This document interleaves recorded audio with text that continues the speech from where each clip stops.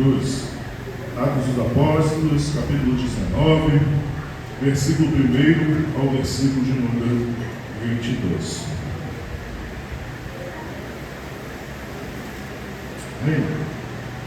A palavra do Senhor diz assim: E aconteceu que, enquanto Apolo estava em Corinto, Paulo, depois de atravessar as regiões mais altas, chegou a Éfeso, e achando ali alguns discípulos, perguntou-lhes: Recebeste o Espírito Santo quando crestes?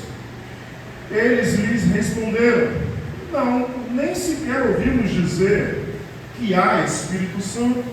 Então eles lhe perguntou: Em que batismo foste batizados? E eles disseram: O batismo de João. Mas Paulo respondeu: João realizou o batismo de arrependimento, dizendo ao povo que crescem naquele que viria depois dele, isto é, em Jesus. Quando ouviram isso, foram batizados em nome do Senhor Jesus. E quando Paulo lhes impôs as mãos, o Espírito Santo veio sobre eles, e eles começaram a falar em línguas e a profetizar. E eram uns 12 homens ao todo. Assim Paulo entrou na sinagoga e durante 3 meses falava-lhes abertamente, argumentando e convencendo os judeus acerca do reino de Deus. Mas como alguns deles se endureceram e se mostraram descrentes, falando mal do caminho diante da comunidade, Paulo afastou-se deles e separou os discípulos, instruindo-os diariamente na escola de Tirano. Isso aconteceu durante 2 anos, de maneira que todos os que habitavam na Ásia, tanto o judeu como o grego, ouviram a palavra do Senhor.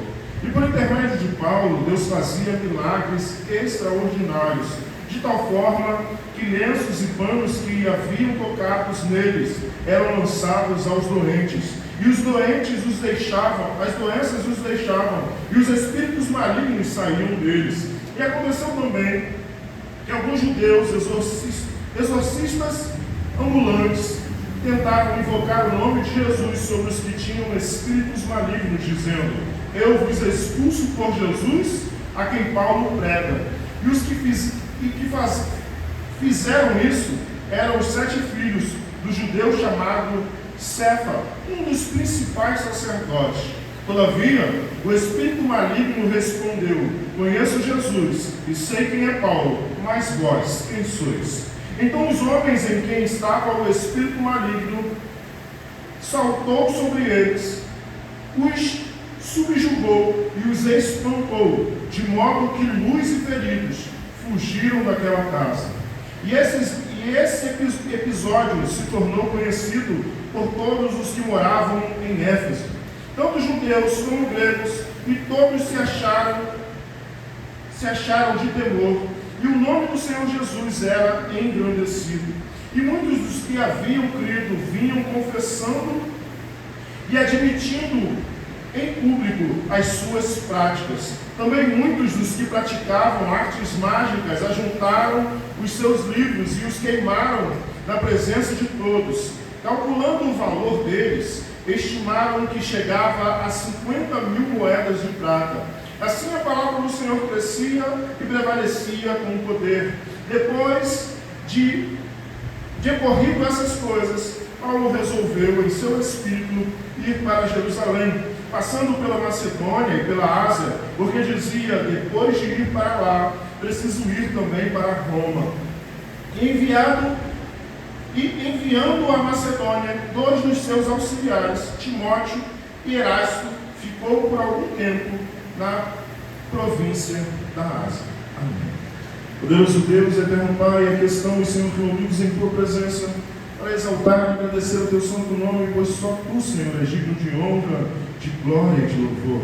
Por isso, Pai, nós te pedimos, Senhor, fala aos nossos corações, assim como o Senhor já tem falado, através das oportunidades, através da leitura bíblica, através dos louvores entoados, através das orações, Senhor, entoadas em Teu santo nome, nós te rogamos e te pedimos, continua, Senhor, a falar aos nossos corações. Continua, Senhor, a fazer a tua vontade em nosso meio. Continua, Senhor, a fazer o teu querer e a tua vontade. Eu diminua, Senhor, para que tu cresça, que eu suba para que tu apareça. O que nos importa é ter o teu nome reconhecido. O que nos importa é ter o teu nome exaltado. O que nos importa é ter o teu nome proclamado em nosso meio. Que o Senhor seja exaltado, que a honra seja sua, a glória seja tua e o poder seja teu para todos sempre.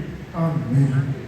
Queridos irmãos, domingo retrasado, nós vimos a respeito de Apolo em Éfeso e Corinto, onde nós vimos Lucas dizendo que um certo judeu chamado Apolo chegou a Éfeso, natural de Alexandria, e era um homem eloquente, com grande conhecimento das Escrituras. Apolo conhecia as Escrituras, mas Apolo também era um judeu. Apolo só conhecia o batismo de João Batista. Mas Áquila e Priscila, dois irmãos em Cristo Jesus, instruíram, ajudaram ele a crescer em sabedoria e graça. E assim ele seguiu anunciando e proclamando Cristo Jesus.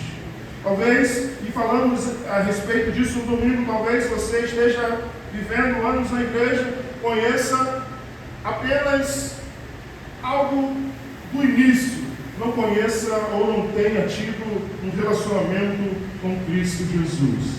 O que o Senhor quer e requer de nós é que venhamos a ter um relacionamento com Ele.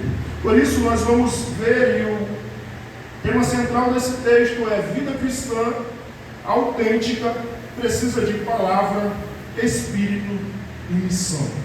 Não há como ter uma vida cristã autêntica sem você ter a palavra de Deus, sem você ter o Espírito Santo de Deus em sua vida e sem você ter uma missão em que fazer com tudo isso que o Senhor derramou sobre a sua vida.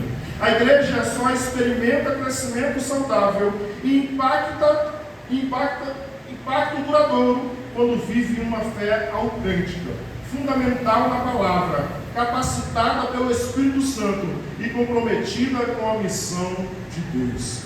Vivemos em tempos que muitos se dizem cristãos, mas demonstram muito pouco compreensão do Evangelho, pouca dependência do Espírito e pouco compromisso com a missão.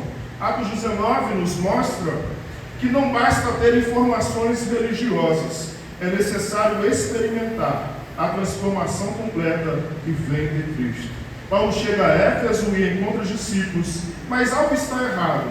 Eles creem, mas não plenamente. Conhecem algo, mas não tudo. Têm religião, mas ainda não desfrutam do poder de Deus. E a pergunta inicial que nos fica é possível seguir a Cristo e ainda viver uma fé incompleta? É possível seguir a Cristo e ainda viver uma fé incompleta? E a resposta é sim. Por isso, naquele grande dia, como diz Mateus 25, muitos dirão: Senhor, em teu nome eu preguei, em teu nome eu falei, em teu nome eu fiz, e ouvirão do Senhor: apartai-vos de mim, maldito vós, e praticais a iniquidade. É possível seguir a Cristo Jesus e ainda viver uma fé incompleta. Podemos conhecer doutrinas corretas e ainda carecer do poder do Espírito.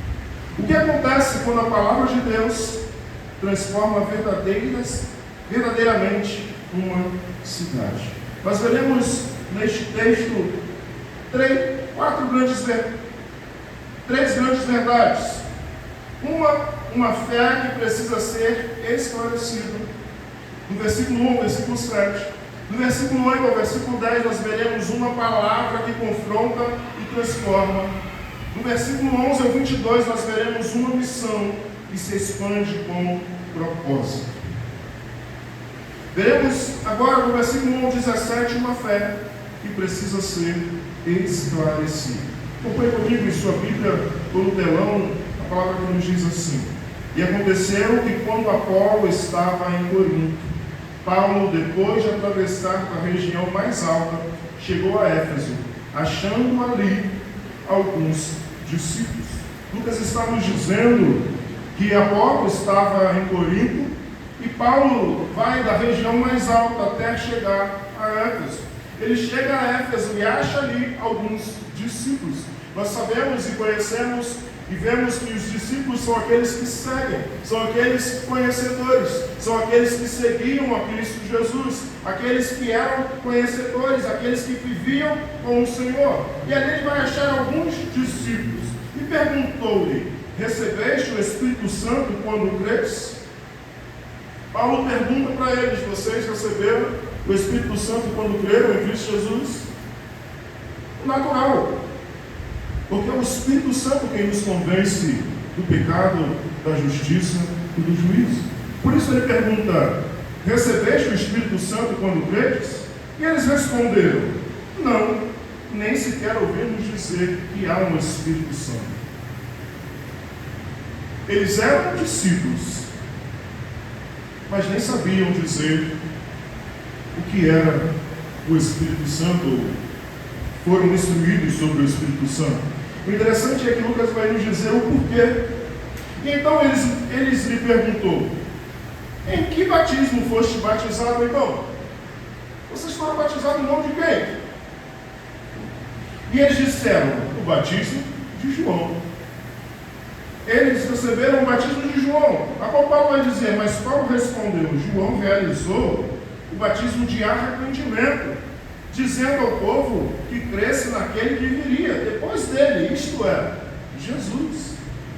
Assim como Apolo, que ensinava, era eloquente na palavra, conhecedor da palavra, instruía e ensinava, ele não tinha o total conhecimento de Cristo Jesus.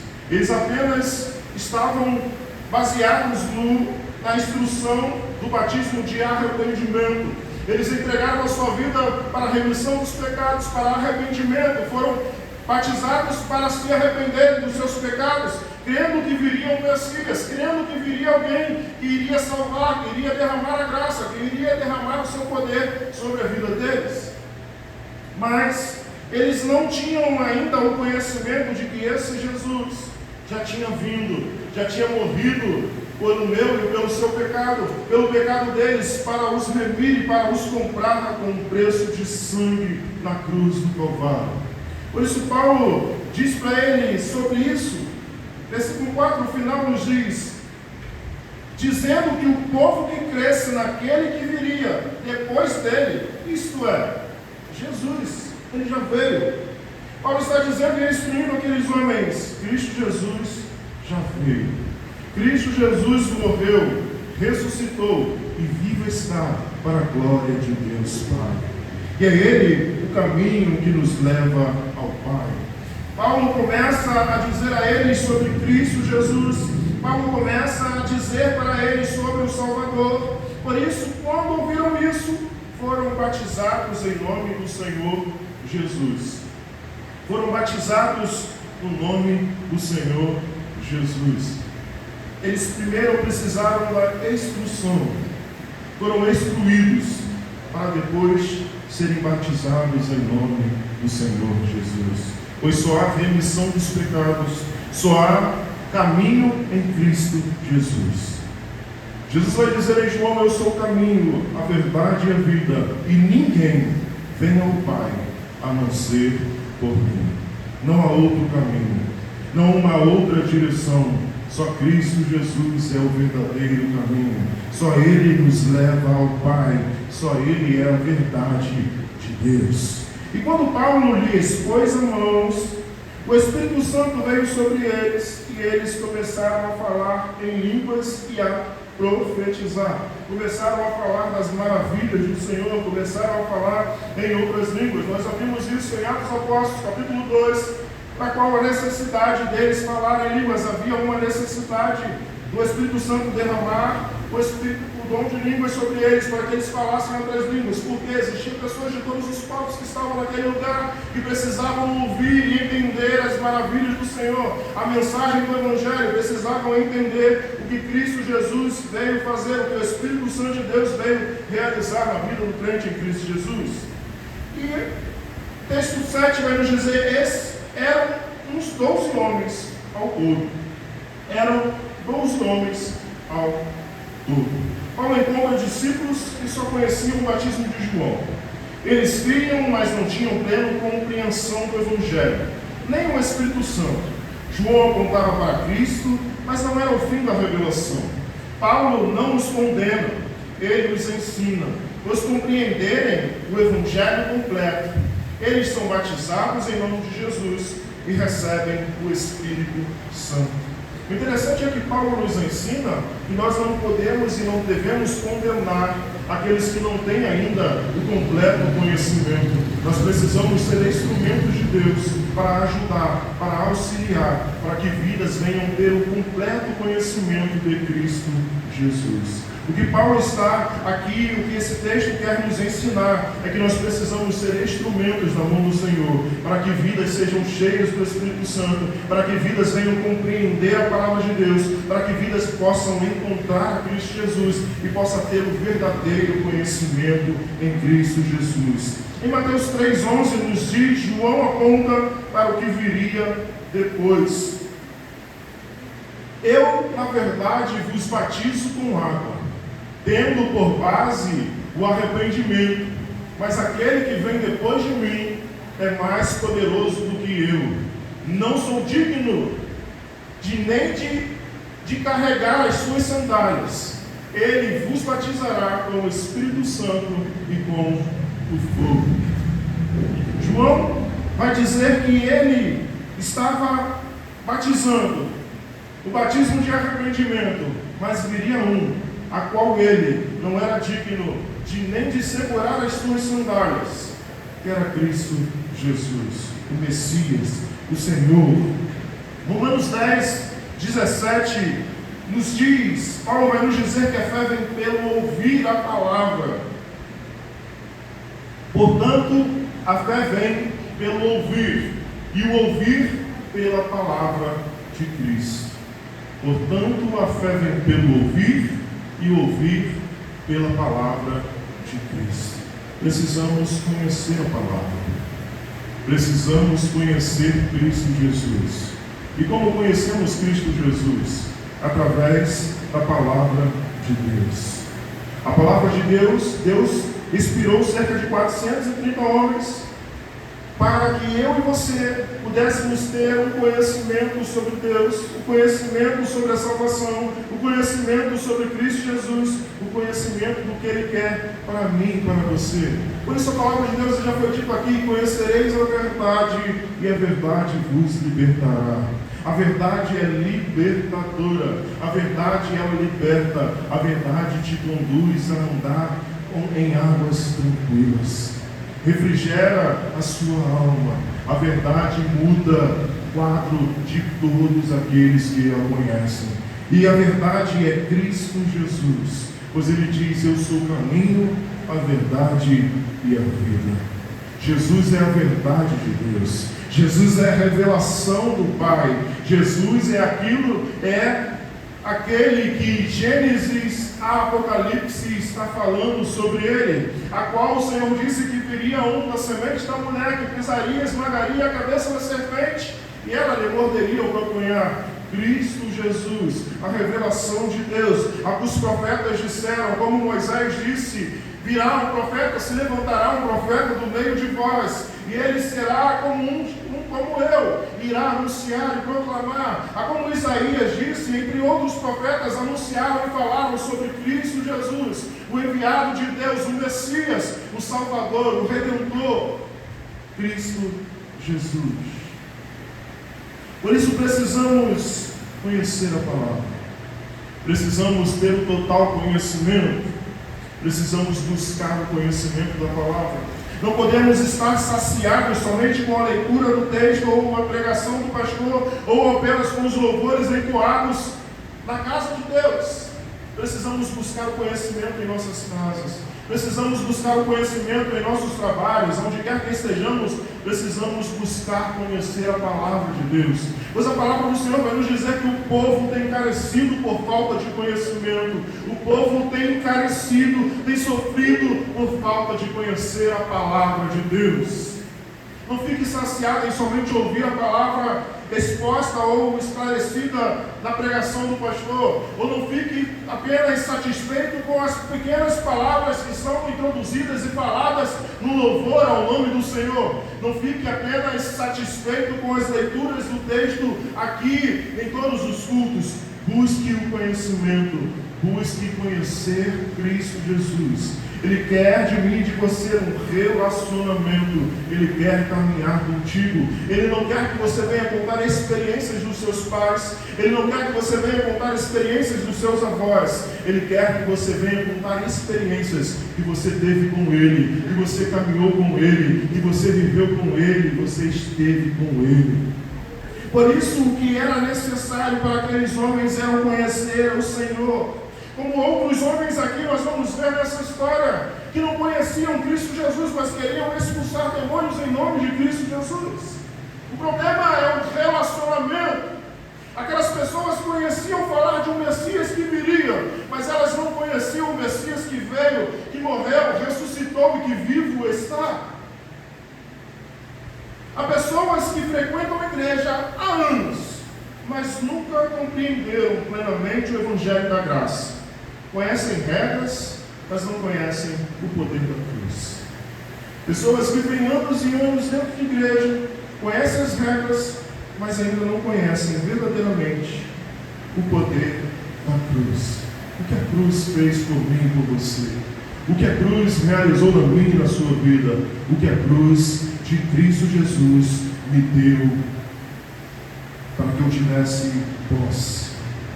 Por isso precisamos examinar se a nossa fé está baseada em Cristo ou apenas em tradição. Precisamos analisar: a minha fé está naquele que me prometeu, ou a minha fé está baseada somente na tradição, naquilo que eu acredito, naquilo que eu creio, naquilo que eu fui ensinado? Onde está a sua fé? Por isso Cristo Jesus disse: no mundo tereis aflição, mas tende bom ânimo, pois eu venci o mundo. O que ele quis dizer isso? Ele quis dizer que você vai vencer? Não. Ele disse: no mundo tereis aflição, mas tende bom ânimo. Se a sua fé está em mim, se a sua esperança está em mim, se a sua fé está afirmada em mim, eu venci, e eu voltarei para te buscar. E onde eu estiver, estará você comigo e viverá comigo eternamente. A sua esperança não pode estar em carros, em cavalos, como diz a palavra, como diz o salmista: uns confiam em carros, outros em cavalos, mas eu confio em ti, autor e consumador da minha salvação. Aonde está a sua fé? Está nas coisas materiais que você pode apalpar ou pegar? Estão nas coisas que você pode conquistar ou ter? Ou a sua fé está na esperança de que Cristo Jesus venceu o mundo e Ele voltará para te buscar? Aonde está a sua esperança? Precisamos analisar a nossa fé. Precisamos analisar o que verdadeiramente temos crido. Busque crescimento espiritual contínuo, não em estagnação. É necessário buscar continuamente. Assim como o corpo precisa da alimentação, você não almoçou ontem, mas você precisou almoçar hoje, não precisou? E por que com a palavra você diz: eu já li a palavra toda e não preciso mais ler? Porque muitos dizem: eu já li a Bíblia por inteiro e não preciso mais ler a Bíblia toda. Você precisa se alimentar todos os dias. Assim como você se alimenta para o seu corpo físico, você precisa se alimentar para o seu corpo espiritual.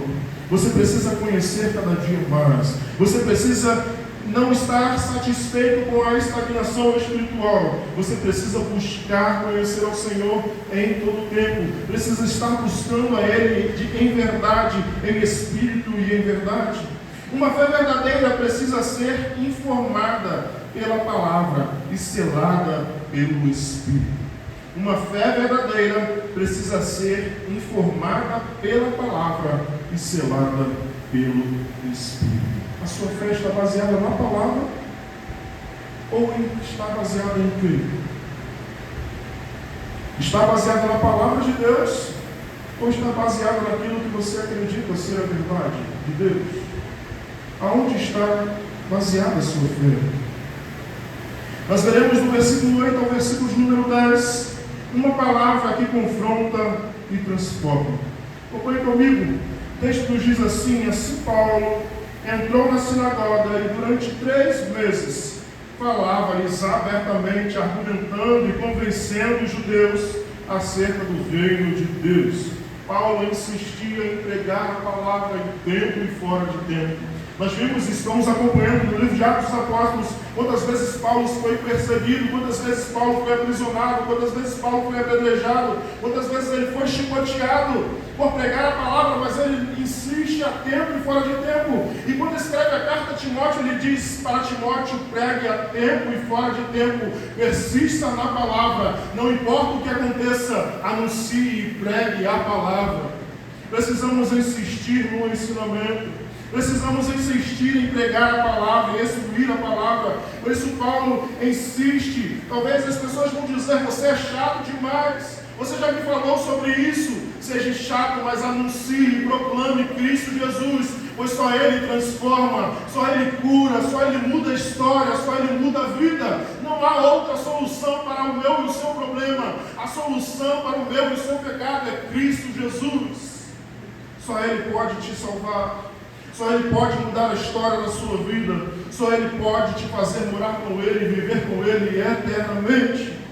Por isso Paulo insiste 3 meses anunciando e proclamando, convencendo, mostrando na Bíblia. Ele não falava de si mesmo, ele mostrava: está vendo o profeta dizendo isso e isso? Ele estava falando sobre Cristo Jesus, porque Cristo foi morto e crucificado, ele se fez vergonha no meu e no seu lugar. Paulo começava a discutir e dizer para eles: irmãos, os que o profeta disseram que talvez você não conheça, talvez você não entenda, estavam falando do Messias, do enviado de Deus, e esse alguém é Cristo Jesus. E eu o conheci. Estava indo eu para o caminho de Damasco, a perseguição daqueles do caminho, e a qual a luz do Senhor me alcançou. Paulo contava o seu testemunho. Paulo anunciava e proclamava o Evangelho da salvação, dizendo que esse Cristo vive e reina, e ele era um perseguidor e hoje ele é um seguidor de Cristo Jesus.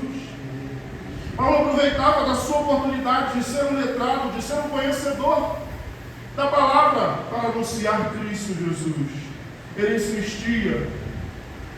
9. Mas como alguns deles se endureceram e se mostraram descrentes, falando mal do caminho diante da comunidade, Paulo afastou-se deles e separou os discípulos, instruindo-os diariamente na escola de Tirano.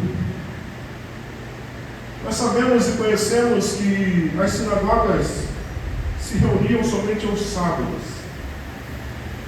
A porta foi fechada, mas o Senhor abriu uma porta e diariamente Ele ensinava e instruía a palavra. Diariamente. Muitos não creram, muitos endureceram o seu coração, não aceitaram a correção, não aceitaram deixar o seu eu, não aceitaram deixar aquilo que criam para entregar as suas vidas a Cristo Jesus. Mas Paulo separou os discípulos, aqueles que anteriormente ele tinha batizado, e instruíam-os diariamente na escola de Tirano. Isso aconteceu durante 2 anos, de maneira que todos os que habitavam na Ásia, tanto judeus como gregos, ouviram a palavra de Deus.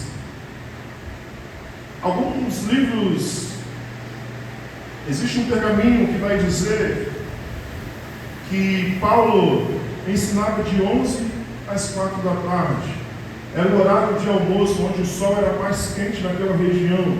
O povo se retirava para as suas casas por causa do calor e depois voltava aos seus afazeres, aos seus trabalhos. E Paulo pegava o seu tempo de almoço para ensinar a palavra. Paulo pegava o momento que ele tinha, porque nós vamos ver em Atos dos Apóstolos, capítulo 20, que Paulo estava trabalhando em Éfeso. Ele trabalhava construindo tenda. Ele não estava à toa, mas ele tirava o tempo que ele tinha para ensinar, para instruir a palavra. E isso durou durante 2 anos. E às vezes nós dizemos: eu não tenho tempo. Às vezes nós dizemos: eu não tenho tempo para ajudar ninguém. Eu não tenho tempo para discipular alguém. Eu não tenho tempo para orar por ninguém. Eu não tenho tempo, a minha vida é corrida demais. Paulo tirava o seu almoço para instruir, para ajudar, para que vidas fossem alcançadas por Cristo Jesus.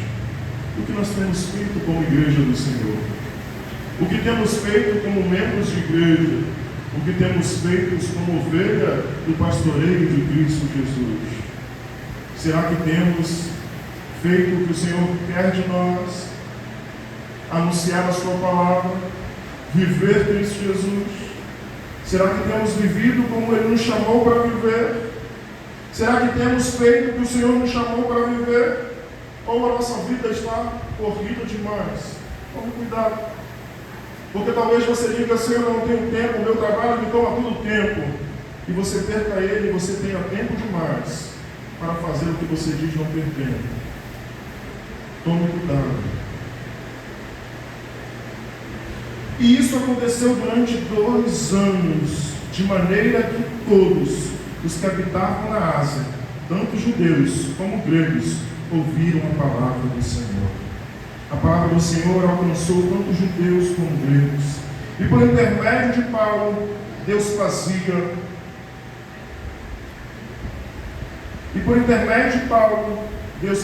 Milagres extraordinários. Paulo ensinava por 2 anos, primeiro na sinagoga e depois na escola de Tirano. O resultado, todos os habitantes da Ásia ouviram a palavra do Senhor. A palavra gera divisão. Alguns endurecem o seu coração, outros creem, mas ela sempre cumpre o seu propósito. A palavra do Senhor sempre cumpre o seu propósito. Nós podemos ver isso em Isaías 55, do 10 ao 11, onde Isaías vai dizer: a palavra não volta vazia. Porque assim como a chuva e a neve descem dos céus e não voltam para lá, mas regam a terra e a fazem produzir e brotar, para que dê semente ao semeador e pão ao que come, assim será a palavra que sair da minha boca. Não voltará para mim vazia, mas fará o que me agrada e cumprirá com êxito o propósito da sua missão. A palavra de Deus não volta vazia.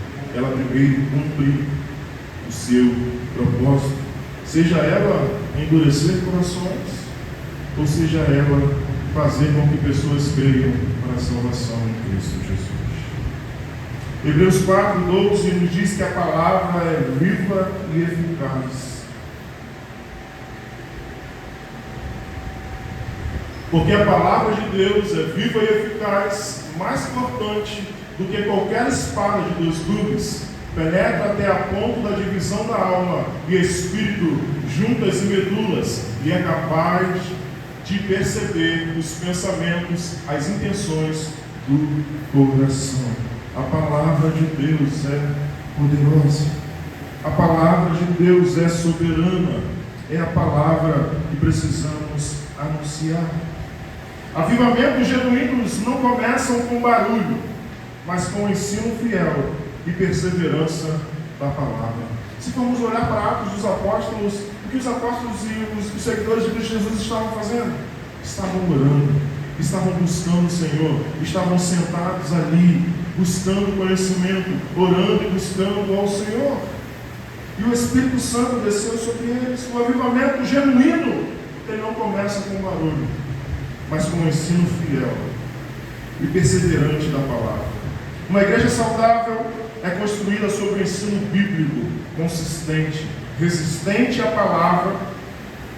Resistência à palavra revela um coração endurecido. Onde a palavra é proclamada, Deus age. Mesmo em meio à oposição, mesmo em meio às dificuldades, onde a palavra é proclamada, Deus age. Nós veremos agora no versículo 11 ao 22 uma missão que se expande com um propósito. Acompanhe comigo. E por intermédio de Paulo, Deus fazia milagres extraordinários, de tal forma que lenços e panos que haviam tocado nele eram levados aos doentes, e as doenças eram deixadas, e os espíritos malignos saíam dele. E por intermédio de Paulo, Deus fazia milagres extraordinários. A primeira vez que nós vamos ver na Bíblia falando sobre milagres extraordinários é aqui, em Atos dos Apóstolos. Você não vai ver mais em lugar nenhum. Por quê? Porque Deus tinha um propósito. Deus tinha um plano para essa cidade. Deus tinha um propósito para essa região. Por isso, o interessante é que o texto começa nos dizendo: e por intermédio de Paulo, Deus fazia milagres. Não era Paulo que fazia, não era o homem que fazia, era Deus que realizava. Não era o Paulo, mas sim o Deus de Paulo. Por isso a palavra começa nos dizendo: e por intermédio, Paulo era um instrumento. Paulo era apenas um instrumento na mão daquele que é poderoso para fazer além daquilo que pedimos ou pensamos. Paulo era apenas um instrumento na mão de Deus. Era Deus quem age. É Deus quem age na minha e na sua vida. Não se glorie. Se Deus lhe usar, você é somente um instrumento. Ele é o construtor. Ele é o Senhor. Ele é soberano. Aquele que é poderoso para fazer bem todas as coisas, além do que pedimos ou pensamos, pelo poder que age em nós. É Ele quem age em mim e você. É o poder dele que age em nós. É o poder dele que usa a minha e a sua vida. Deixe-se gastar pelo Senhor. Entregue no Senhor a sua vida. Confia nele e deixe que ele faça o mais. Deixe que ele faça o mais. De tal forma que lenços e panos que haviam tocado nele eram levados aos doentes, e as doenças eram deixadas, e os espíritos malignos saíam deles. E aconteceu também, por que, irmãos, isso acontecia? Talvez você ache que isso aqui pode ser tornado uma verdade para hoje. O agir de Deus naquela cidade foi diferente. Aquela cidade era introduzida dentro de uma idolatria. Eles criam em feitiços, criam em nomes, criam em palavras, criam em desenhos, criam em diversas coisas. E Deus age da forma que eles criam para salvar, para libertar, para curar, para mudar vidas. Por isso que acontecia isso naquela região.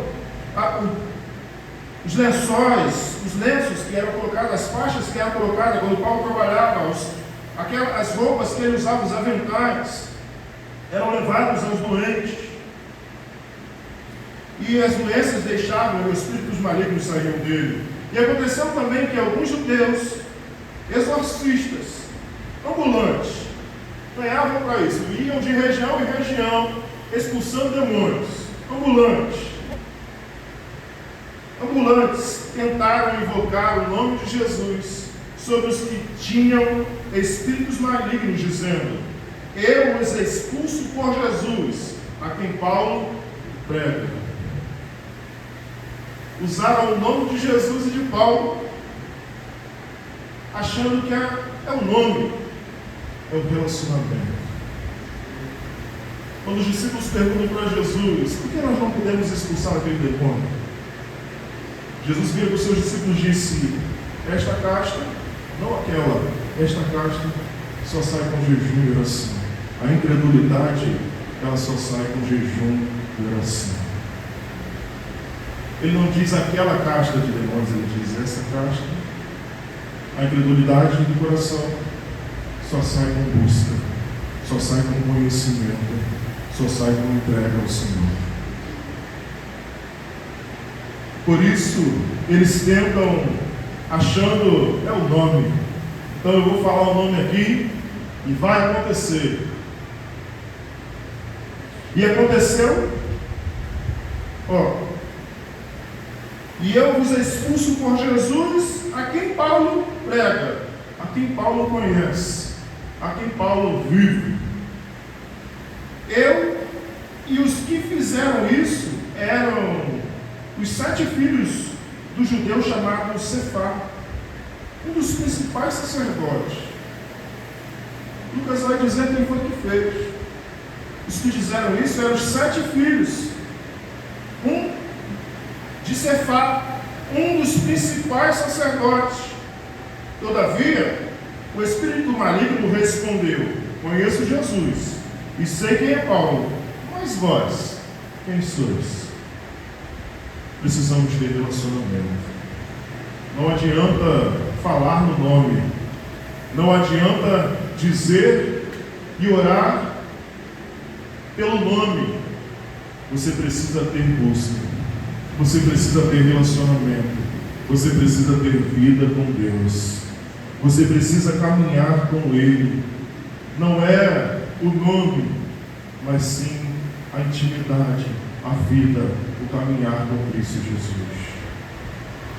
Por isso o demônio diz: eu sei quem é Jesus, e sei quem, eu conheço Jesus, e sei quem é Paulo, mas vós, quem sois?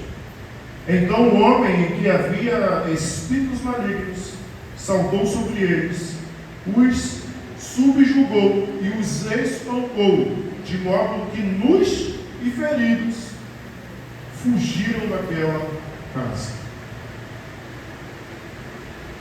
E esse episódio se tornou conhecido por todos os que moravam em Éfeso, tanto judeus como gregos, e todos se encheram de temor, e o nome do Senhor Jesus era engrandecido. O nome do Senhor era engrandecido. O nome que precisa ser engrandecido não é o meu, não é o seu, é o nome de Jesus. É o nome dele que precisa ser engrandecido. A honra precisa ser para ele, a glória precisa ser para ele, o louvor precisa ser para ele. É ele quem precisa ser engrandecido, porque nós somos nada sem ele. E muitos dos que haviam crido vinham confessando e admitindo em público as suas práticas. Tinham conhecimento, Paulo estava instruindo, creram, mas tinha algo que ainda precisava deixar. Tinha algo ainda do velho homem que não foi deixado.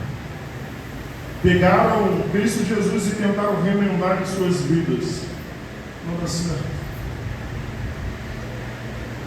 Pegaram Cristo Jesus e tentaram costurar nas suas crenças, nos seus ensinamentos, nos seus entendimentos.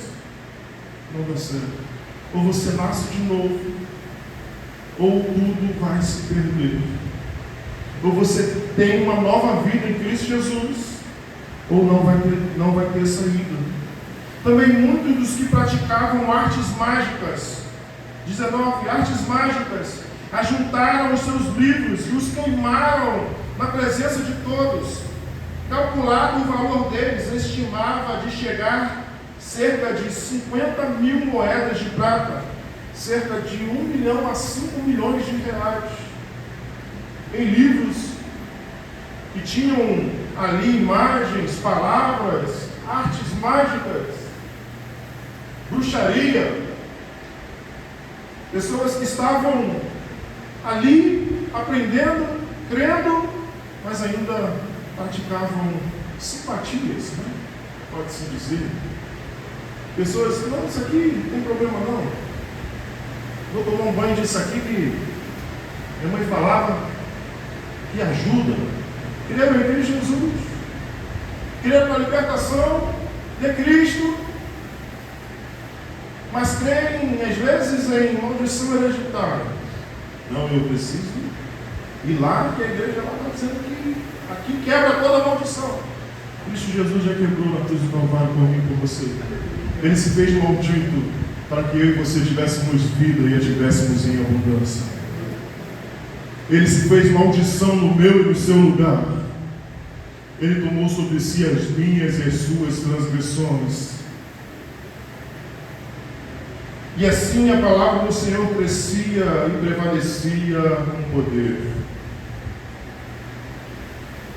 Deus realiza milagres extraordinários, mas o fogo não é poder em si, é a expansão do reino. O nome de Jesus é glorificado, práticas ocultas são abandonadas e vidas são transformadas. Paulo então planeja avançar para novos campos missionários. E o mover de Deus sempre aponta para a missão. 1 Coríntios 2, 4, 5 nos diz: o poder do Espírito acompanha a pregação. Minha linguagem é pregação. Não consistiram em palavras persuasivas de sabedoria, mas em demonstração do poder do Espírito. Conversão genuína produz arrependimento público e mudanças visíveis de vida, não apenas decisões emocionais. Uma entrega genuína, uma conversão genuína, ela produz arrependimentos públicos, produz frutos, produz algo que as pessoas podem ver. A conversão genuína, ela produz algo público, ela produz a mudança visível, não apenas decisões emocionadas, não apenas algo que arrepia, não apenas algo que me faz chorar, não apenas algo que mude momentaneamente a minha vida.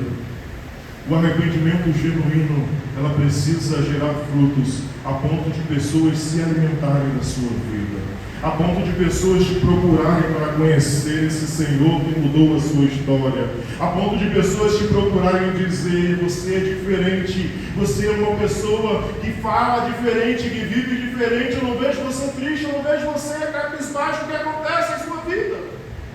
E você pode dizer: é Cristo Jesus que mudou a minha história, e pode mudar a sua história, e pode mudar a sua vida.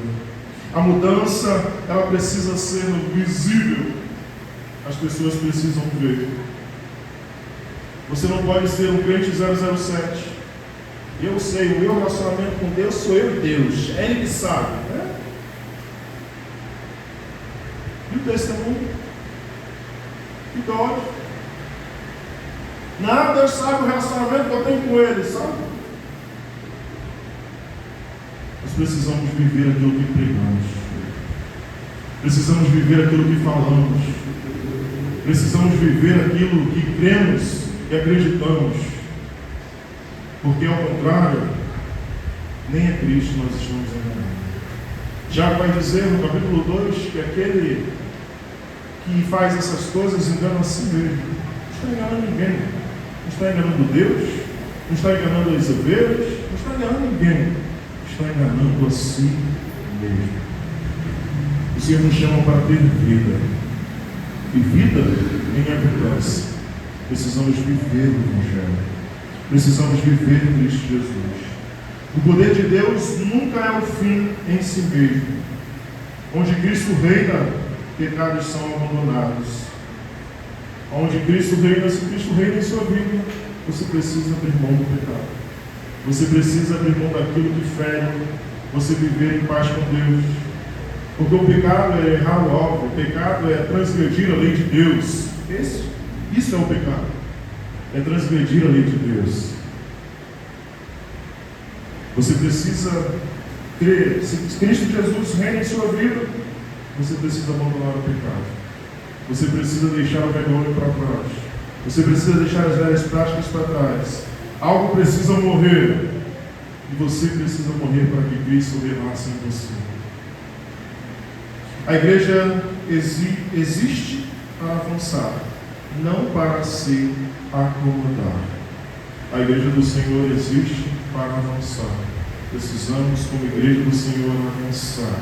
Precisamos anunciar a palavra. Não podemos estar acomodados com o número de membros que nós temos. Não podemos estar acomodados com o tamanho do tempo que nós temos. Nós precisamos expandir, precisamos crescer, precisamos que vidas sejam alcançadas, que vida conheçam a Cristo Jesus. A igreja precisa levar o Evangelho da salvação. A igreja de Cristo Jesus precisa anunciar aquilo que mudou a sua história, que mudou a sua vida. A igreja de Cristo Jesus não pode ficar acomodada. Tá bom, só eu e meus filhos estão salvos. Tá bom demais, pastor. Tá bom demais, só a minha casa está servindo ao Senhor, eu estou feliz. Precisamos alcançar os que estão perdidos. Os nossos amigos, os nossos colegas, os nossos familiares, seja quem for. Precisamos anunciar. Não podemos cessar de falar. Paulo aos Romanos vai dizer: Senhor, se possível, rasgue meu nome da salvação, mas dê a salvação para os judeus. Eles creem, mas não é da forma que o Senhor quer. Mas, Senhor, salva eles. Paulo queria e pediu ao Senhor: Senhor, que eu perca a minha fé, mas dê a salvação para eles. Ele chorava, ele entregava ao Senhor. E você tem chorado por aqueles que estão perdidos? Você tem chorado por aqueles que carecem do amor de Cristo Jesus? Você tem se humilhado diante do Senhor, pedindo: Senhor, tenha misericórdia com quem não te conhece. Tenha misericórdia dele. Você tem orado: Senhor, mata ele, distrai ele, que ele está se levantando contra o ungido do Senhor. Como tem sido a sua oração diante de Deus? Precisamos orar e buscar o Senhor, porque a palavra do Senhor nos diz: se meu povo, que se chama pelo meu nome, se humilhar e orar, Ele ouviria dos altos céus e sararia a minha e a sua terra, a tua nação. Nós precisamos se inclinar ao Senhor. Em Atos 19 nos ensina que o cristianismo autêntico envolve doutrina correta, poder espiritual e compromisso missionário. Uma fé incompleta precisa ser instruída. Uma igreja viva precisa da palavra. Um povo cheio do Espírito precisa avançar. Você tem vivido uma fé completa ou superficial? Depois disso tudo que nós vimos, a sua fé é completa ou superficial? Como tem sido a sua fé em Cristo Jesus? Completa ou superficial? Sua vida reflete o poder transformador do Evangelho? A sua vida reflete o poder transformador do Evangelho? Onde você vai? Você pode dizer: eu sou crente em Cristo Jesus? Ou você tem vergonha? Não sei falar que sou crente aqui, você vai falar assim: você está doido? Você pode chegar onde você chegar e falar assim: não, eu sou crente em Cristo Jesus. Ou você não pode mais dizer isso? Está disposto a fazer parte da missão de Deus no mundo? Você está disposto a fazer parte da missão de Deus? O ID. O ID não é somente para o pastor, somente para o missionário, somente para o seminarista, somente para os diáconos. O ID é para todos. Enquanto você vai para o seu trabalho, pregue a palavra. Enquanto você vai para o estudo, pregue a palavra. Enquanto você vai na condução, pregue a palavra. Anuncie Cristo Jesus. O ID é meu, é seu, é nosso. Você precisa viver o propósito de Deus. Você não está nesse mundo a passeio. Você não está aqui nessa igreja somente para ouvir a palavra de Deus. Você não está aqui somente para ser cheio em todos os cultos. Você está aqui para ser esvaziado todas as vezes que você sair daqui na vida daqueles que precisam, que carecem do amor de Cristo Jesus. Deus não te enche todos os cultos à toa. Ele te enche para você transbordar na vida das pessoas. Mas às vezes transbordamos amargura, transbordamos tristeza, transbordamos raiva, mas não transbordamos o que o Senhor nos chamou para transbordar: o amor, a vida, a paixão em Cristo Jesus. Assim a palavra do Senhor crescia poderosamente e prevalecia. Versículo 20: assim a palavra do Senhor crescia e prevalecia com poder. Você quer fazer parte? Você quer fazer parte dessa missão? Você quer fazer parte dessa história? Ore ao Senhor nesse momento. Poderoso Deus, eterno Pai, aqui estamos, Senhor, na Tua presença. Pai, toma, Senhor, cada irmão, cada irmã que aqui se encontra. Toma, Senhor, as nossas vidas em Tuas mãos.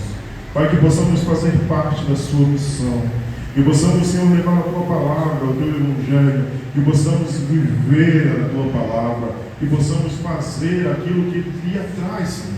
Que possamos ser exemplos de vida. Que possamos falar igual Paulo: sejam meus imitadores, porque eu sou de Cristo. Que possamos ser exemplo para a vida, Senhor. Não para que a glória seja nossa, mas que a glória seja Tua para todos sempre. Amém. Estenda suas mãos.